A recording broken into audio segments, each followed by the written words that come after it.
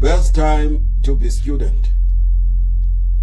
Young people who are studying today in high schools and in tertiary institutions do not appreciate how fortunate they are.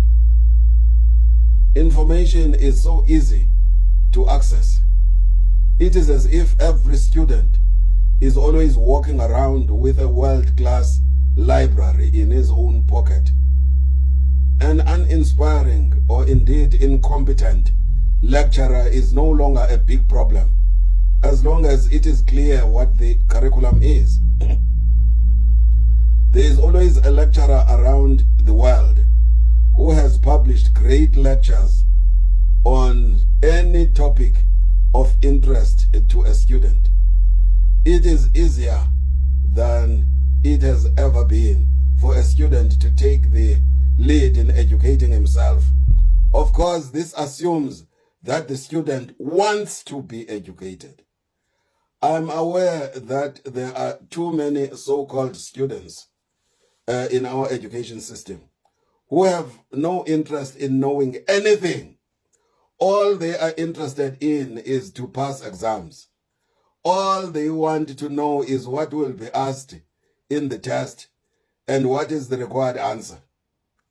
Such students tend to behave as if there is severely limited space in their heads, which they wish to preserve only for that which will help them pass. They will not do any research in case they overload their delicate brains with material that is not directly relevant for exams.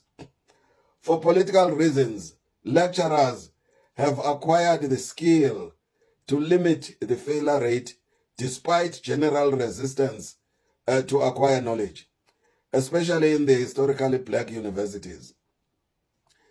During the pass-all era, lecturers with the skills mentioned above were called comrade lecturers. Once there are comrade lecturers, good lecturers cannot survive. An alliance between comrade lecturers and students develops organically. This is the sort of environment in which sex for marks transactions flourish. There are reported cases of senior ANC politicians who got questionable senior degrees in these universities. Only Satan knows what transactions facilitated this corruption. Educational institutions are never mentioned when the renewal of the ANC is discussed. This is a serious omission. All institutions were involved in the corruption of the ANC. Educational institutions are certainly not an exception. I believe that it is never too late to correct flaws in one's education. An important objective of my regular posts is to revive enthusiasm for research.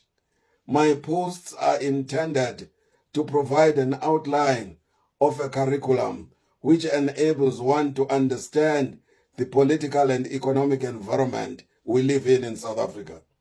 I expect people to learn to do their own research and delve deeper into the topics. Some take me for an idle old man who has time to look up information for lazy and unmotivated people.